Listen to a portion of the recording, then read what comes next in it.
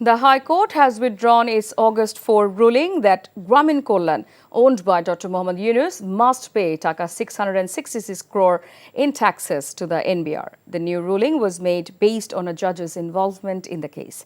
The court has also sent the case documents to the Chief Justice for further review today. Following this decision, Dr. Yunus's lawyer Abdullah Al Mamun said the senior judge of the ruling bench cited grounds for recalling the ruling, stating that the other judge had previously served as the Deputy Attorney General representing the state in this court. He had contested this case on behalf of the government. He said the ruling has put them in an embarrassing position. A wrong message may go out that Dr. Yunus took this action because he is the chief advisor.